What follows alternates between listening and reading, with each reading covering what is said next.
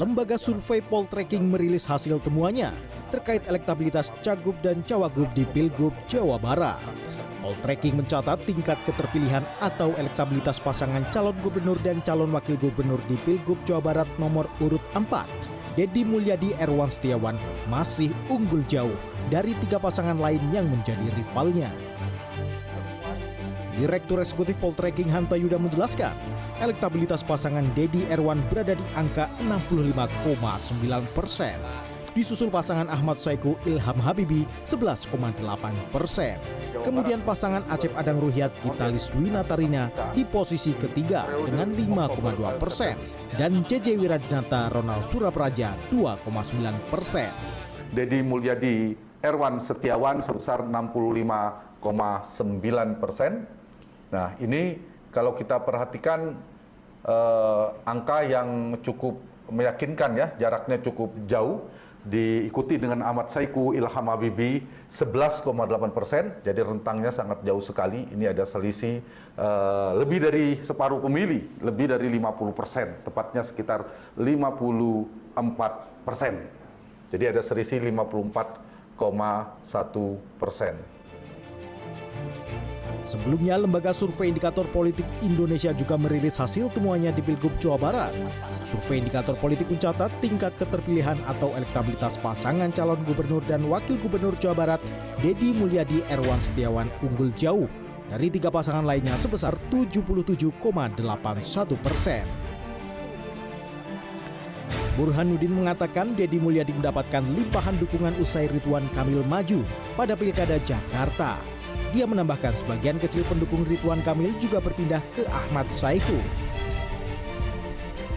Nah, ini 4 pasangan ya yang paling mendekati simulasi nanti dalam kertas suara. Jadi Deddy Mulyadi Erwan Setiawan ya kurang lebih sekitar 77,81%. Ya. Ahmad Saiku Ilham Habibie 10,98%, hampir 11%. Nama yang lain berimbang antara Acep Dadang Ruhyat, Gitalis Dwi Natarina, dan JJ dan Ronald Surapraja. Burhanuddin menjelaskan bahwa basis pendukung Ridwan Kamil sebelumnya mendominasi, kini mayoritas pendukung telah beralih ke Deddy Mulyadi. Tim Liputan CNN Indonesia.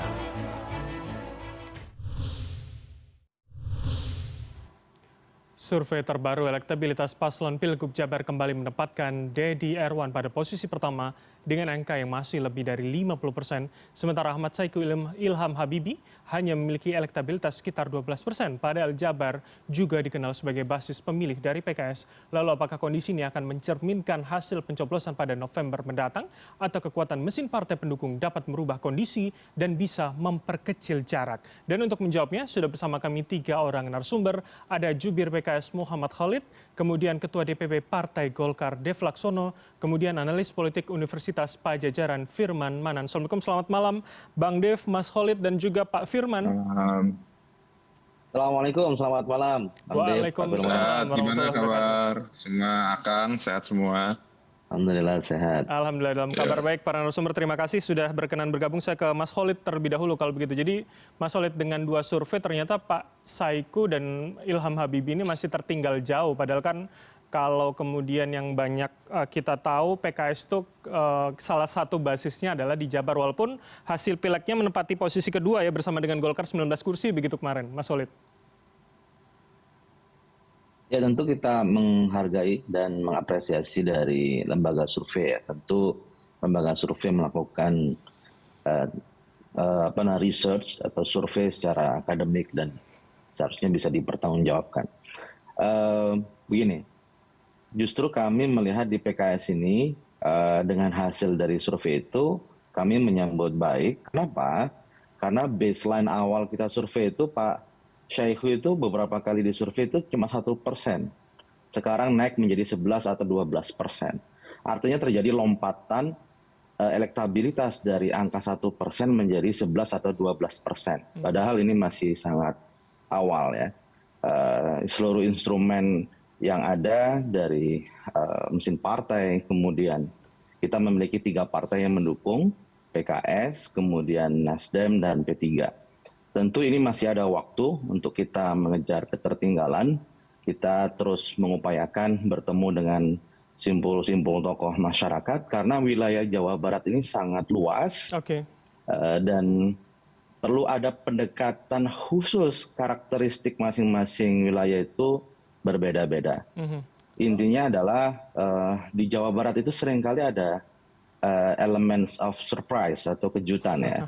Dulu kita masih ingat PKS pernah memimpin 2 periode di Jawa Barat. Pada waktu periode pertama, yaitu Ahmad Heriawan atau Kang Aher, di dalam surveinya itu tidak pernah mendapatkan posisi yang bagus, selalu di posisi bawah. Tapi kemudian beliau menjadi pemenang di periode pertama beliau maju. Oke, jadi Dan artinya juga pada kejutan waktu- akan di last minute begitu Mas Solid? Tentu kita ikhtiar yang terbaik ya. Intinya begini, warga Jawa Barat mengharapkan kepemimpinan itu perpaduan 2 hal. Perpaduan yang pertama adalah kami menyebutnya sebagai perpaduan kualitas kepemimpinan yang memadukan imtak dan iptek. Baik, Itu bahasanya almarhum Profesor B.J. Habibie. Dan perpaduan Ahmad Syaihu dan Ilham Habibie ini perpaduan yang sangat baik antara imtak dan iptek tadi. Oke, baik, Kualitas manusia yang bagus dan kualitas kepemimpinan yang baik. Insya Allah kita berikhtiar sebaik mungkin, kita menyapa warga Jawa Barat keseluruhan, dan insya Allah dari rumah ke rumah, dari RT, RW, kita akan mengetok pintu, kita akan sampaikan Jabar asih, Jabar yang berkarakter, berdaya saing, dan berbudaya, insya Allah akan kita sampaikan. Baik, oke. Saya ke Bang Dev kalau begitu. Bang Dev, ini angkanya Ya. cukup jauh sekali begitu ya. Pak Demul dan Pak Erwan ini 65,9 kalau indikator, bahkan di, itu poltreking, kalau indikator bahkan 77. Nah ini angka yang sudah cukup membuat tenang begitu bagi partai pendukung, atau jangan-jangan kejutan dari PKS itu cukup mengkhawatirkan nantinya Bang Dev? Ya gini, ya pertama kita bersyukur alhamdulillah bahwa pilihan kita untuk memajukan Kang Deddy dan Kang Erwan itu mendapat respon yang sangat baik dari masyarakat Jawa Barat. Ya, tapi sejalan juga dengan yang disampaikan Bang Khalid, ini kan pemilunya ini masih ada sekitar 2 bulan lagi lah. Masih ada beberapa tahapan lagi nih untuk menjelang sana. Kita akan hari Selasa nanti insya Allah pelantikan DPR RI, MPR, DPD, lalu nanti tanggal 20 ada pelantikan Presiden, pembentukan kabinet. Nah ya event-event tingkat nasional ini berpotensi bisa memberikan dampak kepada tiap-tiap daerah. Nah tentu kita yakini bahwa semua yang terjadi di nasional akan memberikan dampak positif kepada calon kita, yaitu Pak Demul dan Kang Erwan. Nah, sekarang tinggal menjaga momentum yang sudah sangat baik ini, terus memperkuat basis jaringan ke bawah, terus menyampaikan ide, konsep, pemikiran, dan juga rancangan-rancangan kerja 100 hari, kerja 1 tahun, dan bahkan kerja sampai dengan 5 tahun ke depan. Itu apa saja yang akan kita perbuat, apa saja yang akan kita raih, karena yang utama ini adalah untuk pelayanan kepada masyarakat, bukan untuk kepentingan pribadi ataupun golongan, apalagi hanya partai, tapi bagaimana masyarakat Jabar secara keseluruhan. Oke, Gitu. Bang Dev, kalau tadi kemudian Mas Khalid mengatakan akan ada kejutan, begitu saya juga mencontohkan apa yang terjadi di 2018 pada pilkada terakhir, begitu ya, pasangan Sudrajat Saiku ini tiba-tiba 28,7, yang kemudian hanya beda 45% dari RKU 32,8 begitu. Itu seberapa mengkhawatirkan untuk koalisi Anda begitu, Bang Dev? Ya, kita kan sudah belajar pengalaman beberapa kali di Jawa Barat dan juga daerah-daerah lain. Ya, kalau kejutan-kejutan seperti itu kan pasti ada pemantiknya, pemicunya. Nah, pemicunya kan juga sudah bisa kita identifikasi. Ya, tentu tidak mungkin dibukakan di sini ya. Jadi ya, kita sudah saling memantau dan kita sudah ada persiapan-persiapannya lah. Untuk mengcounter apapun itu yang akan digulirkan. Isu-isu apa yang akan didorong, kita sudah ada buffer-buffernya untuk mematahkan hal tersebut sehingga kita bisa jaga momentum ini untuk merenggut kemenangan nantinya. Oke, gitu. termasuk menggunakan Kang Emil begitu untuk kemudian mengendorse atau mengkampanyekan di Jabar, Bang Dev? Maaf, tolong tadi agak terputus, diulangi. Oh ya, apakah Menggunakan termasuk apa? menggunakan Kang Emil, Kang RK akan bisa ikut kampanye, Oh mengendorse iya. kembali, begitu?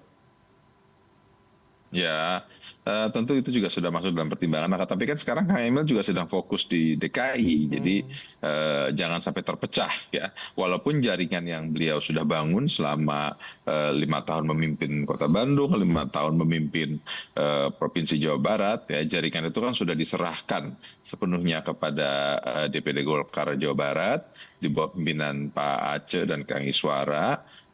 Dan itu akan kita manfaatkan. Kenapa kan juga kan ini ada pilkada kan serentak semuanya, bukan hanya pilgub saja, ada pilkada provinsi, kabupaten dan kota. Nah itu semua kan kader Golkar banyak bertebaran di tiap-tiap wilayah. Nah pasti mereka juga memanfaatkan semua jaringan yang sudah dibangun oleh Kang Emil untuk merenggut kemenangan secara masif. Begitu. Oke, baik. Saya ke Pak Firman terlebih dahulu. Jadi bagaimana Pak kemudian dengan kondisi Jabar hari ini, begitu apakah kondisi ini akan cukup bisa berpotensi berubah dengan angka yang cukup jauh tadi untuk 2 bulan ke depan, Pak Firman? Ya, saya pikir wajar ya pasangan Deddy Mulyadi dan Erwan itu unggul karena bagaimanapun Kang Deddy Mulyadi itu sudah melakukan kerja-kerja elektoral jauh-jauh hari sebetulnya gitu ya dibandingkan dengan pasangan calon yang lain. Tapi tadi saya sepakat dengan yang dikatakan Bang Holid ya, Jawa Barat ini memang agak unik.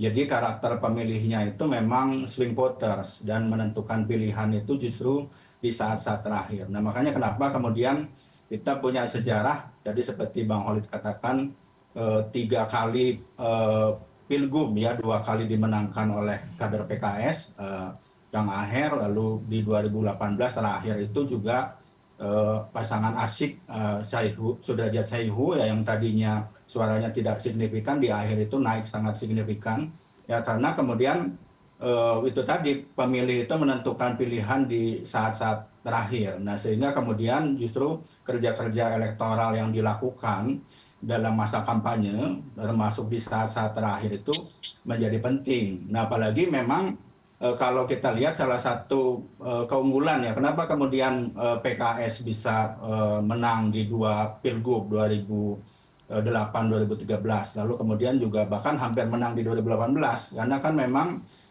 mesin partai yang efektif ya, terutama di perkotaan. Nah maka kemudian kalau kita lihat hari ini misalnya PKS itu dominan di kota di megapolitan dan di Bandung Raya ya. Dari 9 kota di Jawa Barat, 6 kota itu dimenangkan oleh PKS. Nah yang menarik sebaliknya kerja-kerja elektoral Kang Deddy Mulyadi itu kan banyak dilakukan di wilayah perdesaan. Beliau sudah masuk ke sekian banyak desa setahu saya begitu. Jadi yang menarik itu nanti pada saat crossingnya begitu ya, bagaimana kemudian pasangan Saihu Ilham Habibie yang punya basis di perkotaan itu, kemudian juga kan tentu tidak cukup, harus juga masuk ke wilayah-wilayah perdesaan, wilayah Priangan Barat, Priangan Timur, Cirebonan, Karawang.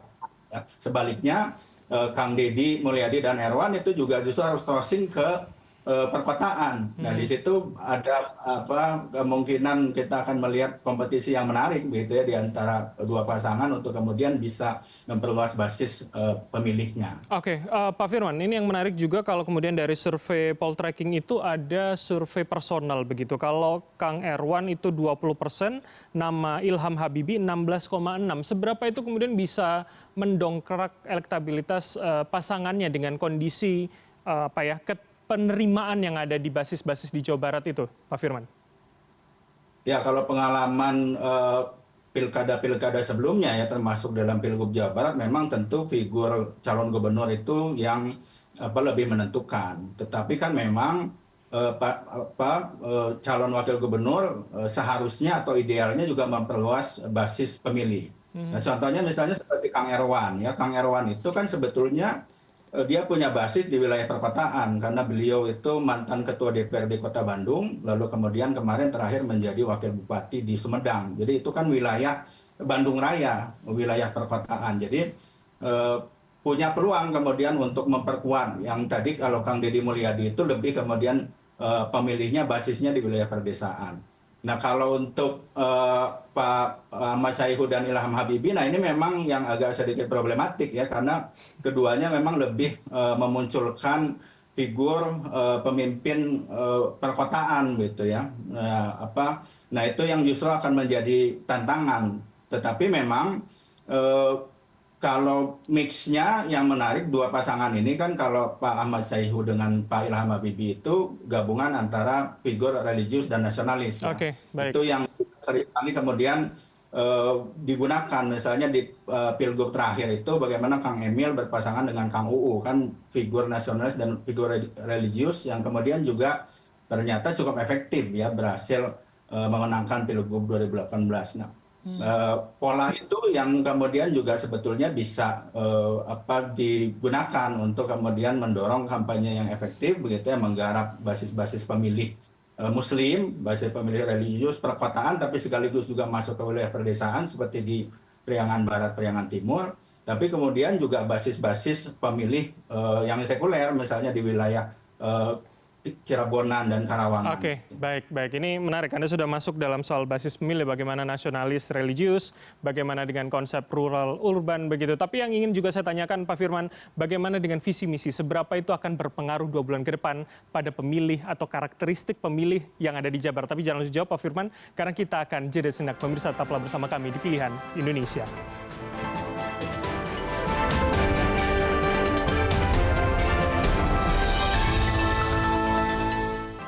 Terima kasih Anda masih bersama kami di Pilihan Indonesia. Saya masih dengan 3 orang narasumber dan saya akan kembali ke Pak Firman terlebih dahulu. Pak Firman, jadi dengan karakteristik pemilih yang tentunya berbeda, ada rural, urban, ada yang tipe nasionalis religius.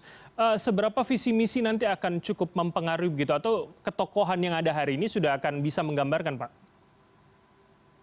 Ya, visi misi itu biasanya kan menarik untuk pemilih dengan karakter perkotaan. Wilayah seperti di megapolitan gitu ya, Bogor, Bekasi, Depok, lalu kemudian di Bandung Raya, di daerah sekitar kota Bandung, Cimahi, Kabupaten Bandung, Bandung Barat, lalu Sumedang. Nah, itu yang kemudian memang pemilih akan lebih tertarik pada soal-soal yang terkait dengan visi misi program.